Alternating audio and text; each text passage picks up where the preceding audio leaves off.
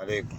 صباح الخير، صباح الأنوار، صباح راكان اللي متعبنا بالله.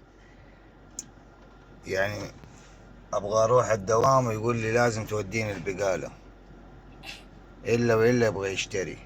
يعني إيش الهرجة؟ إيش أسوي معاك دحين؟ أنا كل مرة بديله، بس أنت قلت نجيبك معاه. وماهر لازم يروح معاه، الحارس الشخصي حقه. عشان هو يقول بيوديني، وأنت قلت تعال معايا السيارة.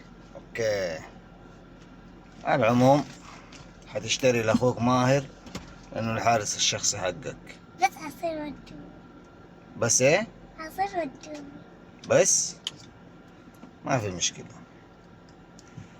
أهم شيء يا حبيبي مرة تانية لا تسوي لي قروشة تقول لي توديني البقالة في الصباح، فاهم؟ بعد بالليل الساعة 11 توديني. الليلة الساعة 11؟ ايش معنى الساعة 11؟ ليش يعني؟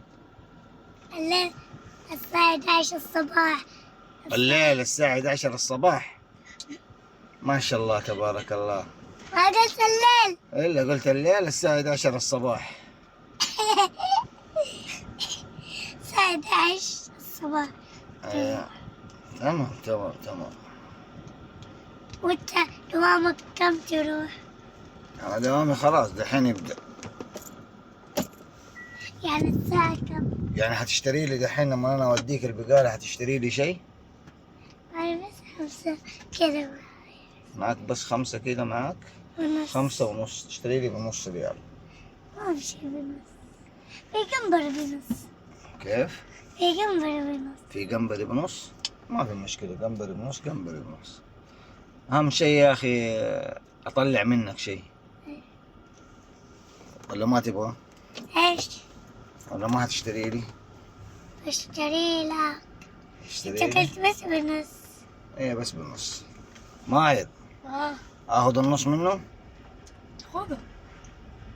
أكيد؟ ايه. أيوة، يلا خير وبركة.